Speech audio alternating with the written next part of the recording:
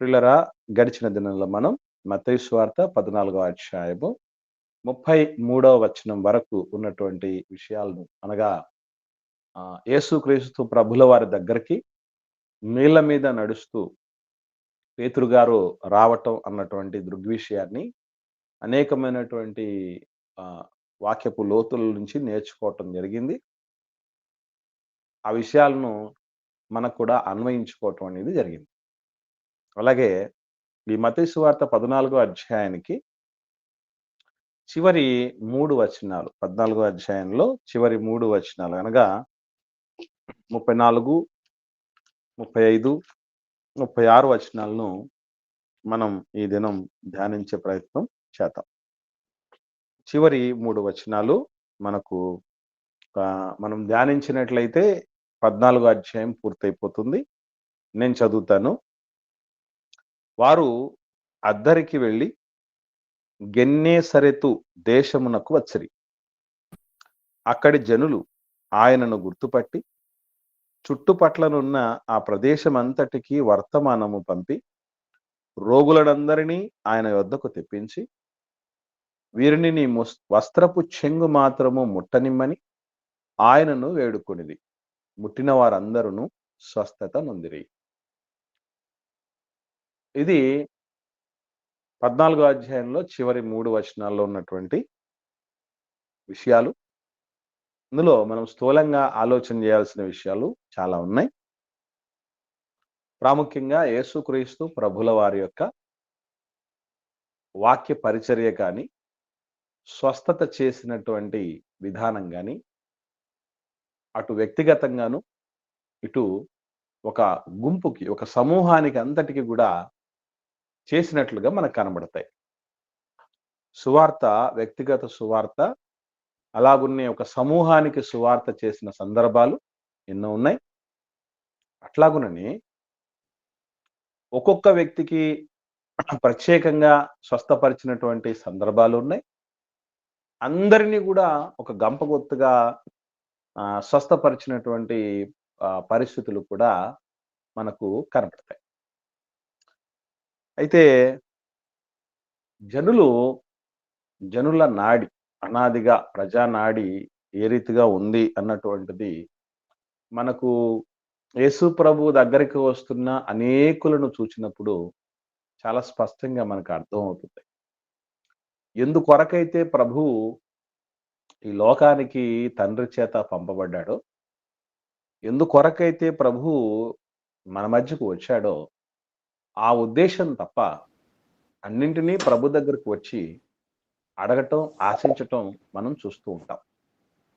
Even మనం సంఘంలో కూడా, సహవాసంలో కూడా ఎందుకు మనం సంఘంలోనికి చేర్చబడాలో, ఎందుకు ప్రభువులోనికి రావాలో అన్నటువంటి విషయాలు తెలియకుండానే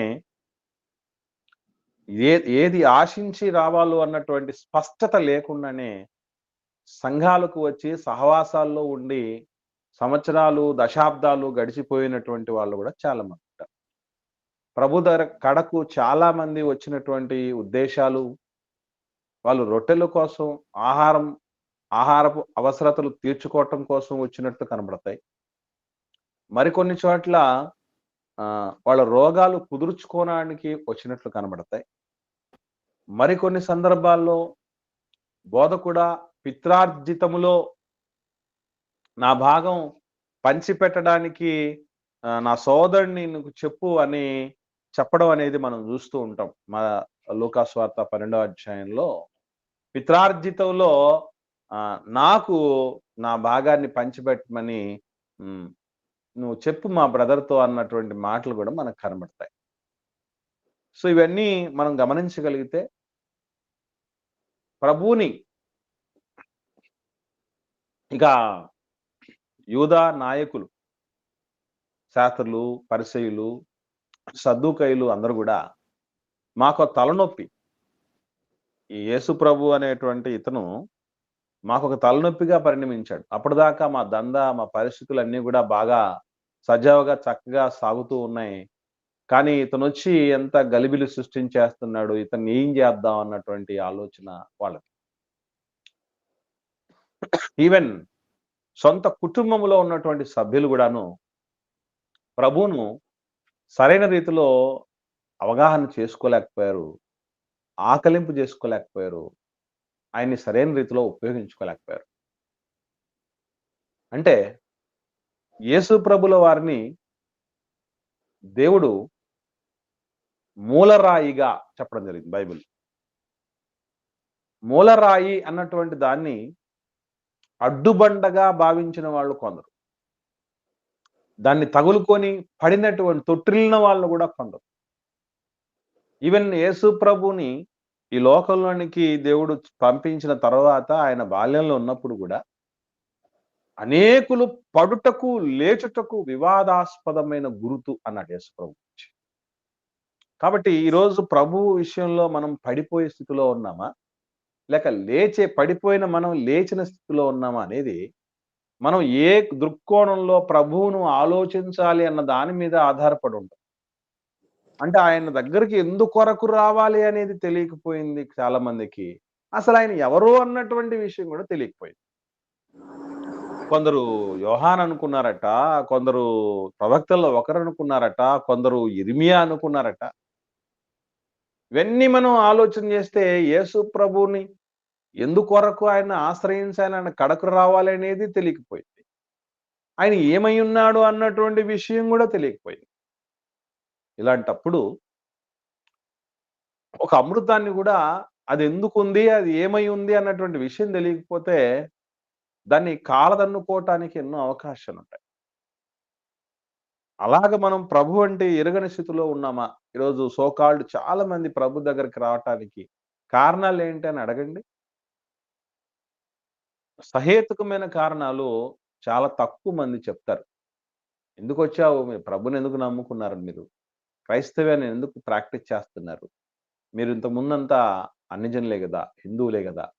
మీరు ఎందుకు కన్వర్ట్ అయ్యారంటే దానికి జెన్యూన్ కాజ్ అనేది తెలియకుండానే, సరైన పునాది అనేది లేకుండానే వచ్చిన సందర్భాలున్నాయి. ప్రభువుల వారు గెన్నేసరెతు ఆ ప్రాంతానికి వచ్చినప్పుడు జనులు గుర్తుపట్టారట యేసు ప్రభుని. మంచిది. ప్రభువుని గుర్తుపట్టడం గొప్ప సంగతే. ఎందుకంటే ఈ బిజీ లైఫ్‌లో ఎంతో మంది మనుషుల్ని మనం కలుస్తూ ఉంటాం.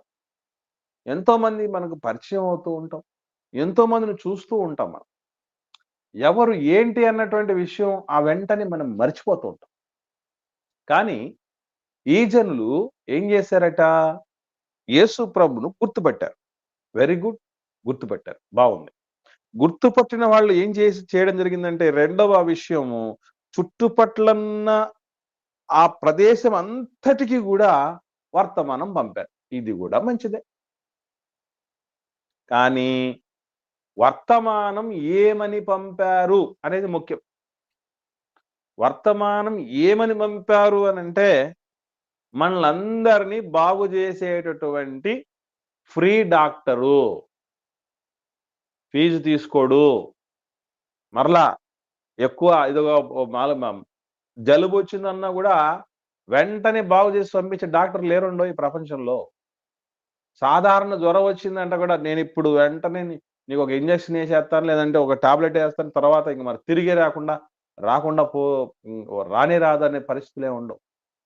ఉదయం, మధ్యాహ్నం, రాత్రి అని ఒకరోజు, 2 రోజులు, 3 రోజులు, 4 రోజులు, వారం రోజులు, 15 రోజుల తర్వాత రా, నెల రోజుల తర్వాత రా అని చెప్పేవాళ్ళుంటారు. ఇక్కడ మనకు ఎక్కువ రోజులు ప్రొలాంగ్ అయ్యేది ఉండదు. ఫీజు అక్కర్లేదు.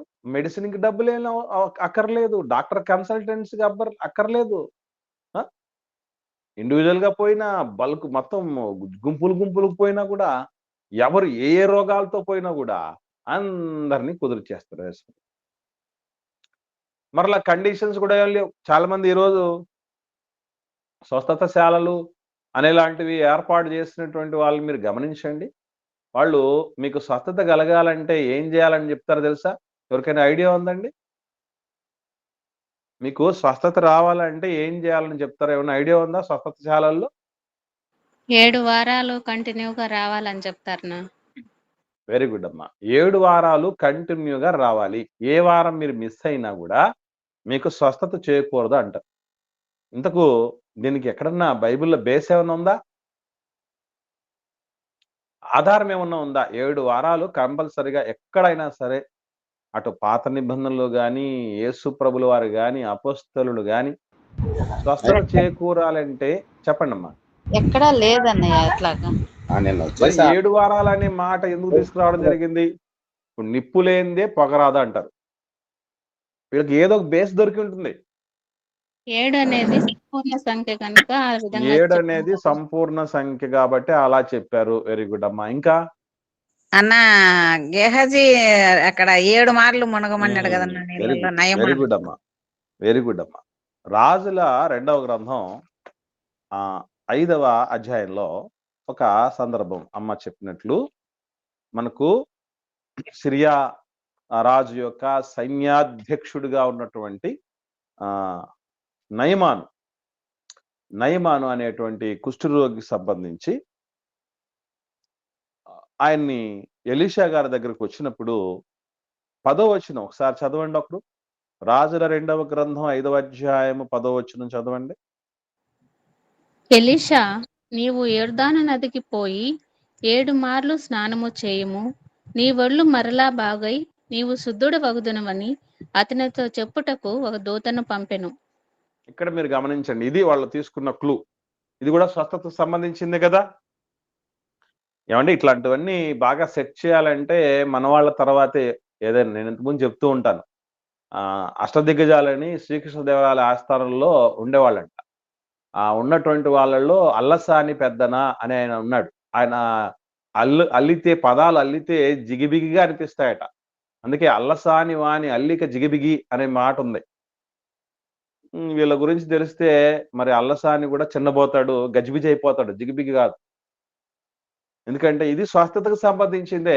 7 మార్లు అన్నారు కాబట్టి 7 మార్లు అని చెప్పిన దానికి 7 రోజులు అని చెప్పిన దానికి కూడా లింక్ లేదు, సింక్ కాదు.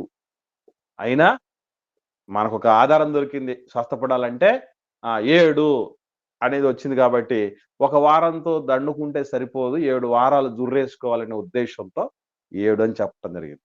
అంతవరకు ఎందుకు? 108 వాహనం 108 అని ఎందుకు వచ్చిందని మీకు ఏమైనా ఐడియా ఉందా ఎవరికైనా? 108 వాహనం దానికి మనకు రాజశేఖర రెడ్డి గారు ముఖ్యమంత్రిగా ఉన్నప్పుడు 108 వాహనం అని వచ్చింది కదా. 108 ఎందుకు వచ్చింది అనుకుంటున్నారు? ఎవరికైనా ఐడియా ఉందమ్మా? బ్రదర్స్ గాని సిస్టర్స్ గాని? తెలీదన్నా. మత్తయి సువార్త 10వ అధ్యాయం 8వ వచనం చూడండి ఒకసారి. మత్తయి సువార్త 10వ అధ్యాయం 8వ వచనం చదవండి అమ్మా. మోగులు స్వస్థతపరచుడి, చనిపోయిన వారిని లేపుడి, కుష్ఠరోగులను శుద్ధులుగా చేయుడి, దయ్యములను వెళ్ళగొట్టుడి, ఉచితముగా పొందితిరి ఉచితముగా ఇయ్యుడి. ఇక్కడ కూడా రోగాలను స్వస్థపరిచేటటువంటి వచనం ఉంది, కుష్ఠరోగులను శుద్ధులుగా చేసే వచనము విషయం ఉంది. అందులో మరలా ఫ్రీ. సో 108 అనేది ఎక్కడి నుంచి తీసుకున్నారని అంటే, ఇది మత్తయి సువార్త 10వ అధ్యాయం 8వ వచనంలో ఉంది కనుక ఆ మత్తయి సువార్త తీసేసి 10 తర్వాత అధ్యాయం తీసేసి 8 తర్వాత వచనం తీసేసి ఈ 10 ఈ 8 కలిపేస్తే 108 వచ్చింది అని కూడా చెప్పడం జరిగింది. నిజంగా మనం ఆలోచన చేయడానికి అవకాశం ఉంది. ఎందుకంటే ఆయన క్రైస్తవ సోదరుడిగా ఉండి విశ్వాసిగా ఉన్నటువంటి వ్యక్తి కనుక ఒకరు ఆలోచన ఇదిగా ఏం పెడదాం ఇటువంటి వాటికి అంటే ఇలా చెప్పడానికి అవకాశం కూడా 100% ఉండడానికి అవకాశం. సరే, ఏదేమైనా ఎవరైనా, ఏ క్రైస్తవ సమాజమైనా, ఏ బోధకులైనా, ఏ సహవాసం అయినా ఒక దానిని ఏర్పాటు చేశారంటే దాని వెనుక ఏదో ఒక బేస్ ఇది ఆలోచన చేస్తారు. మీరు మర్చిపోద్దు. మనకు తెలియకపోయి ఉండొచ్చు, కానీ వాళ్ళు ఎందుకు 7 వారాలు రమ్మంటున్నారు, ఎక్కడుంది మీకు ఆధారం అని ఎవడని అడిగితే వెంటనే ఆ నయమాన్ దగ్గర సందర్భం దగ్గరికే వెళ్తారు. అంతే తప్ప అంటే మాకు ఒక బేస్ ఉందని చెప్పటానికి పెద్దానికి. సరే, మిమ్మల్ని ఒకటి అడుగుతున్నాను, మీరు చెప్పండి. వివాహానికి, క్రైస్తవ వివాహానికి ముందు అబ్బాయి గాని అమ్మాయి గాని బాప్తిస్తం తీసుకోకపోతే మేము పెళ్లి చేయము అని అంటారు సేవకులు. ఇది విన్నారు కదా, తెలుసా అందరికీ? అవునా? బాప్తిస్మం అనేది తీసుకోకపోతే వివాహం జరిపించమంటారు. మరి ఎందుకంటారు దీన్ని? ఎందుకంటారు అలాగా? చెప్పండి. ఐడియా ఉందా మీకు? ఎందుకు బాప్తిస్మం? మీకెప్పుడైనా డౌట్ రాలేదా?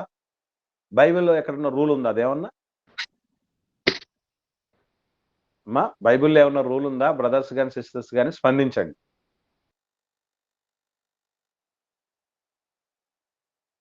పోనీ ఐడియా లేకపోతే ఐడియా లేదనన్నా చెప్పండి. సైలెంట్‌గా అయితే అందరూ ఉండకండి. తెలియదునా తెలియదునా రైట్. లేదు నా. రైట్. అంటే ఓకే. చెప్పండమ్మా ఎవరో అంటే అంటున్నారు. పాత నిబంధన గ్రంథంలోని ఇశ్రాయేలీలు ఉన్నారు కదా, వాళ్ళ అన్ని జనులను చేసుకోకూడదు అని చెప్పేసి అంటారు కదా. అవునమ్మా.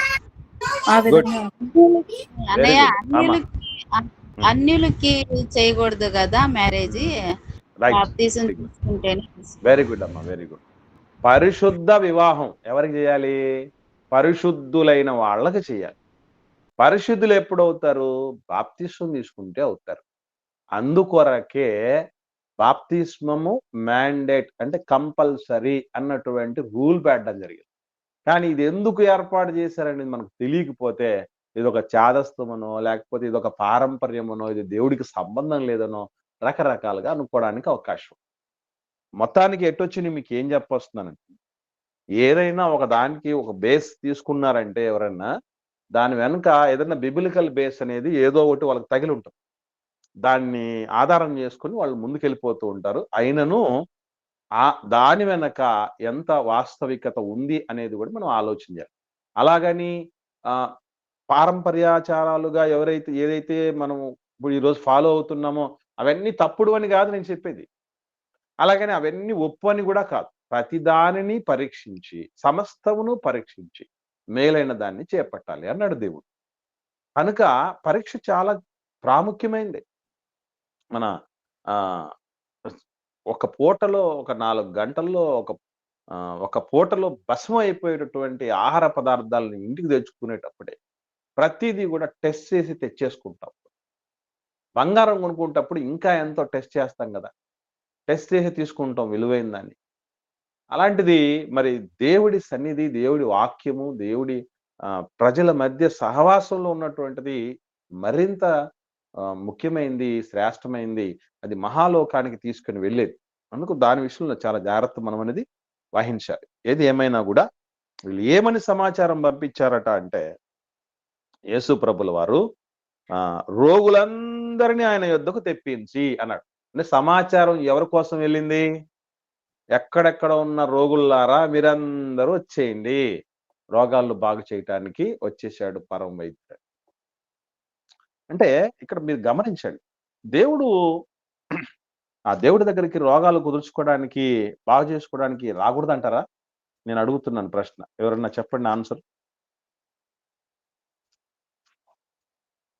నా ప్రశ్న అర్థమైందా బ్రదర్స్, సిస్టర్స్? మా రోగాలను కుదుర్చుకోవటానికి దేవుడి దగ్గరికి రాకూడదంటారా?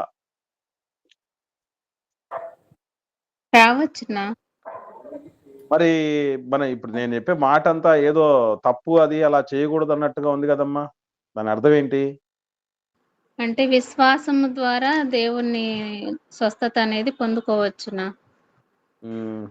అదంతా ఇంకా రోగాలకి దేవుని దగ్గరనే అడగాలి కానీ ఆరోగ్యాన్ని అని. కానీ రోగానికి దేవుని దగ్గరికి మనకు ఆల్రెడీ 7 రోజుల్లో ఈ శరీరానికి వచ్చే ప్రతి రోగానికి ఈ ప్రకృతిలోనే పెట్టేస్తున్నాడు కావలసిన మెడిసిన్ అంతా. అలాగో కూడా కాకుండా ఆయన యేసుక్రీస్తు వారు ఉన్నప్పుడు ఆయన మాట ద్వారా రోగాలకు స్వస్థతలు కుదిరేది, ఆయన వస్త్రం ద్వారా జరిగింది, మాట మాత్రం సెలవిస్తే జరిగింది. ఇప్పుడు అది కూడా కాకుండా డాక్టర్స్ని ఇచ్చేసాడు మనకు. డాక్టర్ ఆ జ్ఞానాన్ని కూడా మనకి ఇచ్చేసాడు. డాక్టర్లు ఇచ్చున్నాడు. లాస్ట్ కి ఒక ఆర్ఎంపీ డాక్టర్ కూడా ఒక రోగానికి కావాల్సింది ఏదో మనకిస్తాడు. మెడికల్ షాప్ లో ఉండే ఒక బాయ్ కూడా నాకు ఈ జ్వరం ఉందంటే మెడిసిన్ ఇచ్చేదన్న. అంత చీప్ అయిపోయింది ఈ రోగానికి పోగొట్టుకునేది. ఇంత చీప్ దానికి దేవాది దేవుడిని అడగాల్సిన అవసరము లేదని నేను అనుకుంటున్నా. మనకు పోవాల్సింది శరీరానికి ఉన్న రోగం కాదు, మన ఆత్మకు ఉన్న పాపం పోవాలని ఇప్పుడు అడగపోవాలని. వెరీ గుడ్ సిస్టర్, మంచిది. ఇప్పుడు అలాగైతే మనకున్న అనారోగ్యాల కొరకు మనం ప్రార్థన చేయకూడదు అంటారా? చెయ్యాలి అయ్యా. అంటే చెయ్యాలి. మన మంచి ఆరోగ్యాన్ని ఇవ్వండి, ఉల్లాసమైన శరీరం ఉంటేనే కదా ఆయన్ని మనం ఆరాధిస్తాము. ఇక్కడ మనం వెరీ గుడ్ సిస్టర్, మనం మేజర్ గా గుర్తుపెట్టుకోవాల్సింది ఒకటే అండి. దేవుడు ఒక మాట చెప్పాడు, దాన్ని చాలా తీక్షణంగా ఆలోచన చేస్తే మనకు బాగా అర్థమైపోద్ది. 15వ అధ్యాయం కొరింథీయులకు రాసిన మొదటి పత్రిక. కొరింథీయులకు రాసిన మొదటి పత్రిక 15వ అధ్యాయంలో మనకు ఒక మంచి మాట కనబడుతుంది కదా, 19వ వచనం. ఒకసారి మాట చదివిన తర్వాత నాకు ఆన్సర్ చెప్పండి. ఒకరు చదవండి. ఈ జీవిత కాలము మటుకే మనము క్రీస్తునందు నిరీక్షించు వారమై ఉన్న ఎడల మనుషులందరికంటే దౌర్భాగ్యులమై ఉందుము. దీని అర్థం ఏంటి? ఏమైనా అర్థమైన వాళ్ళు చెప్పండి నాకు. ఈ ఆయుష్ కాలం మట్టుకే మనకు అనుకుంటే ఇంకోటి వస్తుంది మళ్ళీ అన్నయ్య, నాకైతే ఉంది ఇప్పుడు ఐడియా ఉంది. మళ్ళీ ఒక్కసారి చదివితే ఈ జీవిత కాలము మటుకే మనము క్రీస్తునందు నిరీక్షించు వారమై ఉన్న ఎడల మనుషులందరికంటే దౌర్భాగ్యులమై ఉందుము. ఈ జీవిత కాలం మట్టుకే, ఈ ఆయుష్ కాలం మట్టుకే ఆయన్ని మనం నిరీక్షించుతున్నాము, ఆయన ఎడల మనం నమ్మకం కలిగి ఉన్నాము, మనం విశ్వసించి ఉన్నామంటే మనం దౌర్భాగ్యులమే. ఎందుకంటే మనం రాబోయే ఆ పునాది కొరకే మన నిరీక్షణ ఎదురు ఉండాలి అన్న ఉద్దేశం అన్నయ్య. Right sister. ఇంకెవరన్నా వేరే విధంగా అర్థమైన వాళ్ళు ఎవరైనా ఉన్నారా? సిస్టర్ చెప్పినట్టే అనుకున్నారు అందరూ? వందనాలన్నా. వందాలమ్మా, చెప్తాలి. అదంటే రోగాలు పోవడానికే నమ్ముకోవడం అని అర్థం ఉన్నా. అంటే ఆ రోగాలు పోయేంత వరకు నమ్ముకొని తర్వాత వదిలేద్దాం అన్నట్లున్న దేవుణ్ణి. ఓకేనా, రైట్. ఇక్కడ గుర్తుపెట్టుకోవాలి. వందాలమ్మా, చెప్పండి. క్షయమైన దానికోసం కాకుండా అక్షయమైన దానికోసం మనం దేవుణ్ణి ఆరాధించాలి. ఆ విధంగా వచ్చిన మనం అర్థం చేసుకోవచ్చు. రైట్ అమ్మా, రైట్. నేను చెప్తాను, గమనించండి. ఇక్కడ అంటే మనం అందరం ఎక్కడ ఇబ్బంది పడుతున్నాం అంటే, ఈ జీవిత కాలము మట్టుకే అంటే అర్థం ఏంటి అంటే, ఈ జీవిత కాలము వరకు, ఈ జీవిత కాలములోనూ మరలా రాబోయే జీవితం కొరకు కూడా మనం ప్రభునందు నిరీక్షించాలి అని అర్థం. మళ్ళీ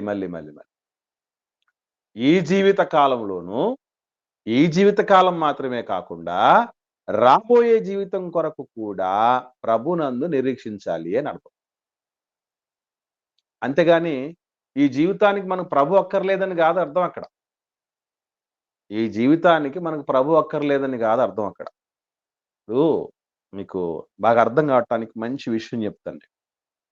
మనం ప్రేయర్ చేసుకోవచ్చా, లేదంటే చేయమని చెప్పచ్చా, చేయకూడదా, లేదా మెడిసిన్ వాడచ్చా, వాడకూడదు అనేది రెండింటికి అట్ ఏ టైం మనకు ఆన్సర్ దేవుడు ఇచ్చాడు. ఎక్కడ అనంటే, ఒకసారి యాకోబు రాసిన పత్రిక చూద్దాం. యాకోబు రాసిన పత్రిక 5వ అధ్యాయం. యాకోబు రాసిన పత్రిక 5వ అధ్యాయం 14వ వచనం. దీన్ని చదివిన తర్వాత మీకు బాగా అర్థమై ఉంటే ఒక ఆన్సర్ మీరు చెప్తారు. 14వ వచనం ఒకరు చదవండి. రోగి అయి ఉన్నాడా, అతడు సంఘపు పెద్దలను పిలిపింపవలెను. వారు ప్రభు నామమున అతనికి నూనె రాచి అతని కొరకు ప్రార్థన చేయవలెను. రైట్ అమ్మా, ఇది చదివారు కదా, చాలాసార్లు చదివి ఉంటారు కదా. మీకేం అర్థమైంది?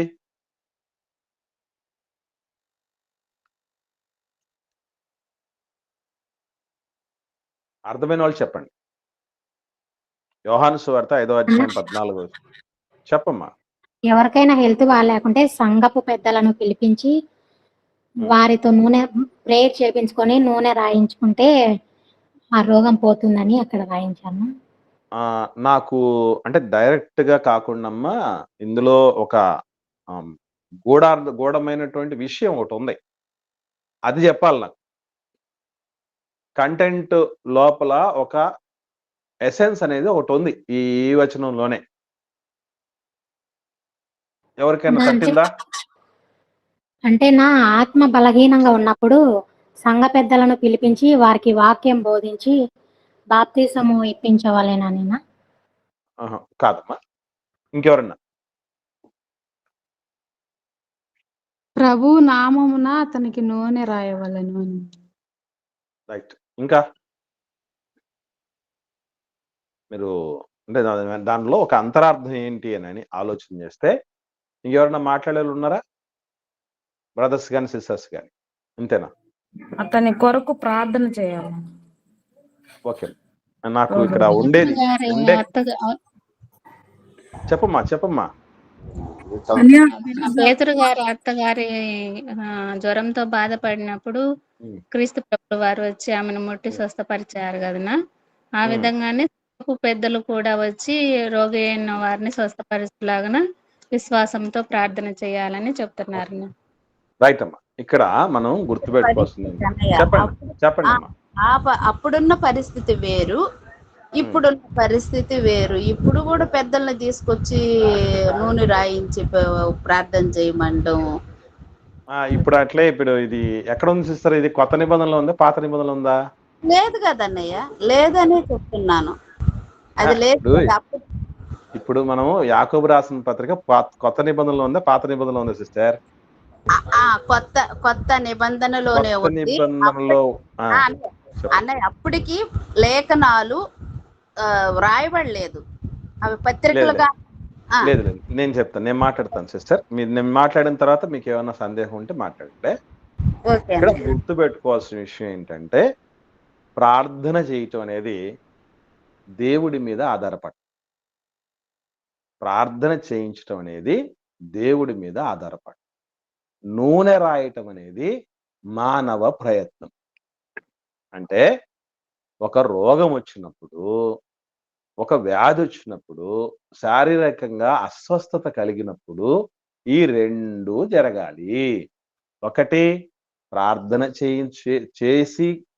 చేయించుకొని మానవ ప్రయత్నంగా మనం మెడిసిన్ తీసుకోవటం. నూనె అనగానే మెడిసిన్ అది. ఎందుకనంటే మనకు తెలుసు, ఇంత ముందు చెప్పాను మీకు ఎక్కడ అనంటే ఒక వ్యక్తి ఆ ఎరికో పట్టణం నుంచి అలా వెళ్ళిపోతూ ఉంటే మంచి సమరయుడి సందర్భం మీకు ఐడియా ఉంది కదా. మంచి సమరయుడి సందర్భం ఎక్కడుంది? లూకాసు వార్త 10వ అధ్యాయంలో ఉంది. లూకాసు వార్త 10వ అధ్యాయంలో మనం చూడగలిగితే 34వ వచనం ఒకటి చదవండి. 34వ వచనం. అతనిని చూచి చదవమ్మా. అతని మీద జాలిపడి దగ్గరకు పోయి నూనెయు ద్రాక్షారసమును పోసి అతని గాయములను కట్టి తన వాహనం మీద ఎక్కించి ఒక పూట కూళ్ళ వాని ఇంటికి తీసుకొని పోయి అతని పరామర్శించెను. రైట్ అమ్మా. ఇక్కడ గమనించండి, ఏమని మాట్లాడుతున్నారు అంటే ఏమని మనకు అర్థం అవుతుంది అంటే, ఒక వ్యక్తి కొర ప్రాణంతో ఉన్నాడు. ప్రాణం పోయేంతగా దెబ్బలయ్యాయి, అతను గాయాలయ్యాయి. అటువంటి ఆయనకి ఏం చేస్తున్నారు అని అంటే నూనె ద్రాక్షరసం పోస్తున్నాడు. నూనె ద్రాక్షరసం అని అనగానే మనకి ఏం అర్థం అవుద్ది? మీకు తెలుసో తెలీదో, మనం వాడుతున్న ముఖ్యంగా హోమియోపతి మెడిసిన్ లో 99% ఆల్కహాల్ ఉంటుంది. ద్రాక్ష పళ్ళలో నుంచే ఆల్కహాల్ అనేది రావటం జరుగుతుంది. అంటే మెడిసిన్ కి 100% ఆ ఆల్కహాల్ అనేది ఎక్కువగా ఉపకరిస్తుంది. అలాగే నూనె. చాలా మంది దైవజనులు మేము నూనె అమ్ముతాం అని ఎందుకు అంటున్నారంటే వాటిల్లో ఔషధ గుణం అనేది ఉంటుంది. వీళ్ళ ప్రార్థన ద్వారా జరిగేది లేదు కాబట్టి ప్రకృతిలో దేవుడు పెట్టిన ఆ ఆయిల్లో ఆ పవర్ అనేది ఉండటం జరుగుతుంది. గాయము తైలం అనేది వాడడం వల్ల గాయాలు ఏమవుతాయంటే మెత్తన చేయబడతాయి అని బైబిల్లో చాలా స్పష్టంగా రాయబడింది. ఒకసారి ఈ విషయాలు కూడా మనం చూద్దాం. ఎందుకని ఆ నూనె అనేటటువంటి దాన్ని వాడాల్సి వచ్చింది అన్నటువంటి విషయం మనము చూడగలిగితే యెషయా గ్రంథంలో ఒక మాట ఉంటుంది. ఏమనంటే అరికాలు మొదలుకొని నడినెత్తి వరకు స్వస్థత కొంచెమైనా లేదు అనే మాటలు ఒకసారి కనబడుతుంది. చూడండి, నాకు ఒకసారి సాయం చేయండి. ఆ విషయం ఎక్కడుందో? 1వ అధ్యాయం 6వ వచనంన 6వ వచనము ఒకసారి చూద్దాం. మంచి మాట. 6వ వచనం. అరికాలు మొదలుకొని తల వరకు స్వస్థత కొంచెమైనను లేదు. ఎక్కడ చూచినను గాయములు, దెబ్బలు, పచ్చి పుండ్లు, అవి పిండబడలేదు, కట్టబడలేదు. తైలముతో మెత్తన చేయబడలేదు. తైలముతో ఏమవుతాయి? గాయాలు, పుండ్లు మెత్తబడతాయి. అంటే అర్థం ఏంటి? గాయం, పుండ్లు మెత్తబడడం అంటే ఏంటంటే అర్థం? గాయాలు, పుండ్లు మెత్తబడటం అంటే అర్థం ఏంటి? నయమవుతాయని, మానుపోతాయనే కదమ్మా, మానుకొస్తాయనే కదా. కాబట్టి తైలములో, ఆయిల్లో, నూనెలో ఔషధ గుణాలు అనేది ఉన్నాయి. కాబట్టి ఔషధం అనేది మానవ ప్రయత్నంగా మనం తీసుకోవటంతో పాటు ప్రార్థన అనే దేవుడి మీద ఆధారపడేది. ఎందుకంటే మనం గుర్తుపెట్టుకోవాల్సిన విషయం, మెడిసిన్ అనేది తీసుకోకుండా, ట్రీట్మెంట్ అనేది తీసుకోకుండా కేవలం ప్రార్థనలతోనే నయం కాదు దేహం. ఎందుకంటే మట్టి నుండి పుట్టిన దేహానికి ఆకలి తీరాలన్నా, అస్వస్థత తీరాలి అన్నా ఖచ్చితంగా మట్టి నుండి వచ్చినటువంటి వాటిని మనం స్వీకరించాలి. అది దేవుడు పెట్టిన నియమం. కాబట్టి దాంతో పాటు మనం గుర్తుపెట్టుకోవాల్సిన విషయం, మరి ఎంత మెడిసిన్, ఎంతమంది డాక్టర్లు, ఎంత వైద్యం అందుబాటులో ఉన్నా అది దేవుడి కృప అనేది లేకపోతే మనిషి బ్రతికి బట్ట కట్టలేడు. మీకు తెలుసో తెలీదో, ఈ మధ్య కాలంలో మెడిసిన్ వేసుకునేటప్పుడు టాబ్లెట్లో చిన్న ఇనుప తీగలు వచ్చేస్తున్నాయంట. ఇనుప తీగలు వచ్చేస్తున్నాయి. అలాగే వాటిలో సైడ్ ఎఫెక్ట్స్ కూడా, మెడిసిన్ తీసుకోవటం వల్ల సైడ్ ఎఫెక్ట్స్ రావటం, ఆపరేషన్ ఫెయిల్యూర్ అవటం ఎన్నో చూస్తూ ఉంటాం. కాబట్టి ఈ యాకోబు రాసిన పత్రికలో దేవుడు చెప్తున్న మాట ఏంటంటే, మీరు ప్రార్థన ఒక్కటే చేసుకొని ట్రీట్మెంట్ తీసుకోకుండా ఉండే పరిస్థితి వద్దు. అలాగే ట్రీట్మెంట్ ఒక్కటే తీసుకుని దేవుడి మీద ఆధారపడే పరిస్థితి లేకుండా, మాకు అన్ని వైద్యాలు, అవి మెడిసిన్స్ అన్ని అందుబాటులో, మాకు దేవుడితో ఇంకేం పని ఉంది అన్నటువంటి రీతిగా మనం గర్వించి చెడిపోకుండా 2 విధాలుగా మనం చెయ్యాలి. జ్వరం వచ్చింది, అనారోగ్యం కలిగింది, హాస్పిటల్కి వెళ్ళాలి, మెడిసిన్ తీసుకోవాలి. మెడిసిన్ తీసుకునే ముందు ప్రార్థన చేసుకుని వేసుకోవాలి. కాబట్టి ఇది మనం గుర్తించాల్సినటువంటి విషయం, నర్మగర్భంగా దేవుడు చెప్పినటువంటి విషయం అది. ఓకే.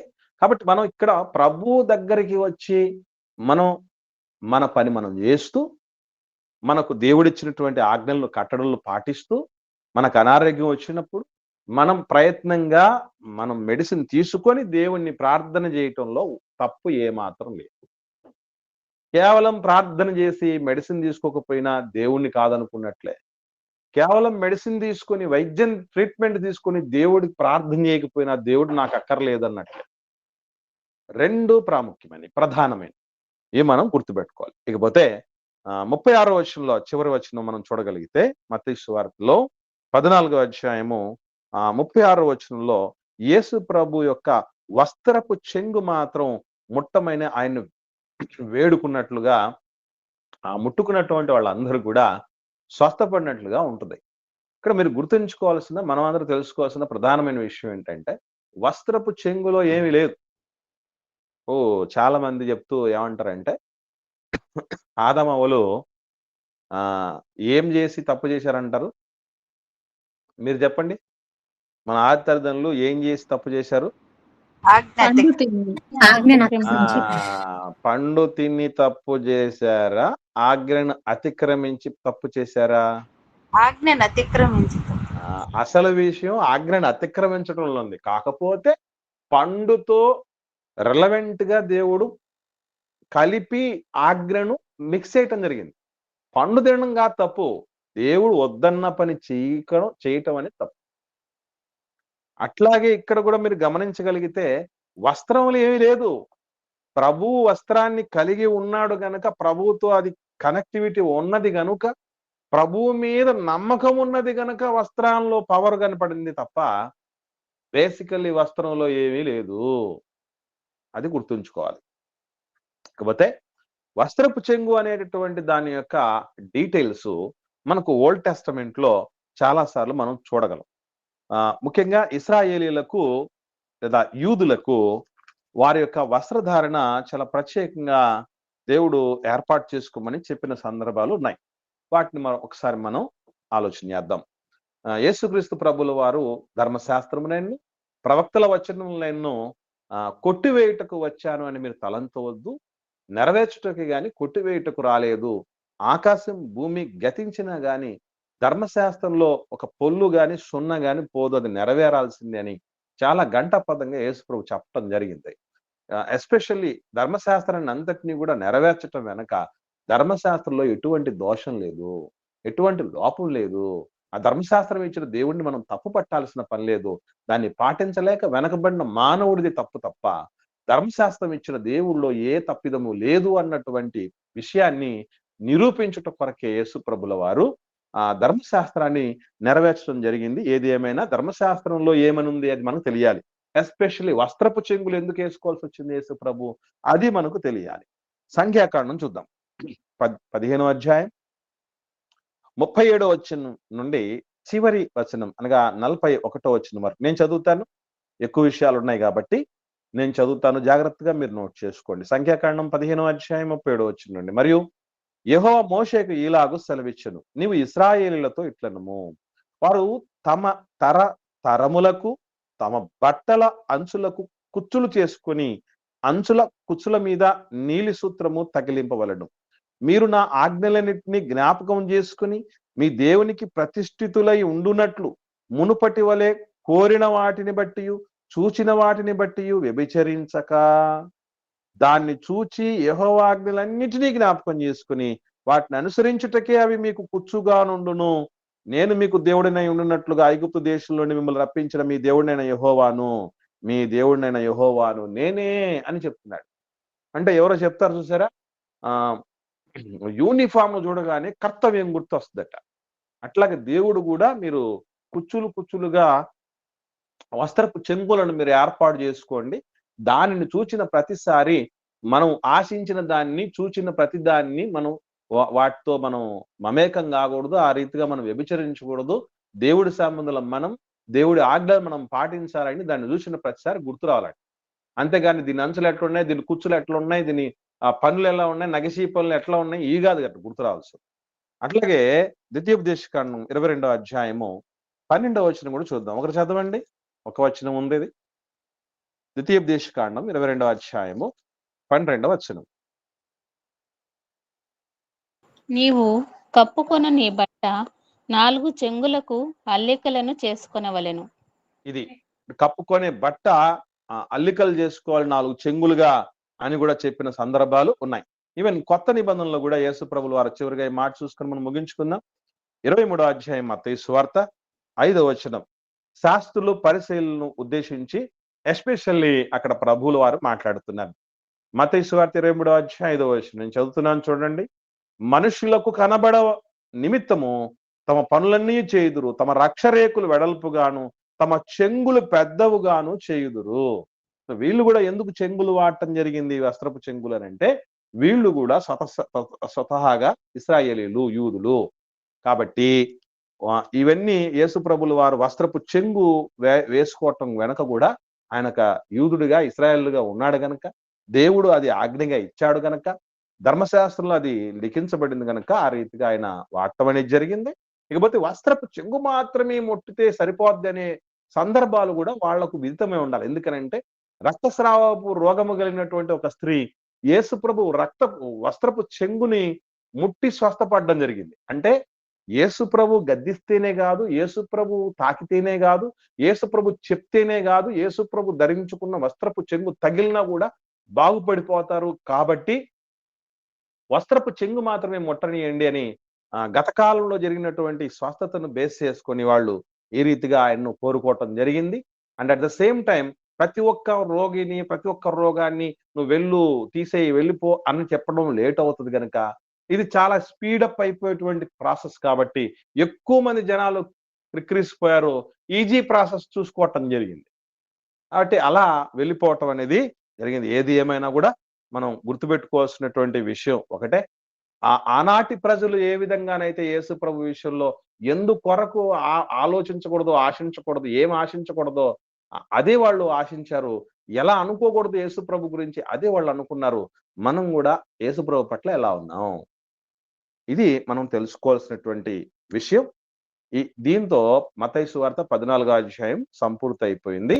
అనగా మత్తయి సువార్తలో 28 అధ్యాయాలు ఉంటే సగం అధ్యాయాలు ఈ రోజుతో మనకు కంప్లీట్ అయిపోవటం జరిగింది. మిగిలిన సగం అధ్యాయాల్లో ఉన్నటువంటి విషయాలు తర్వాత దినాల్లో మనం నేర్చుకునే ప్రయత్నం చేద్దాం. ఎవరికైనా ఏమన్నా సందేహం ఉంటే దయచేసి అడగండి.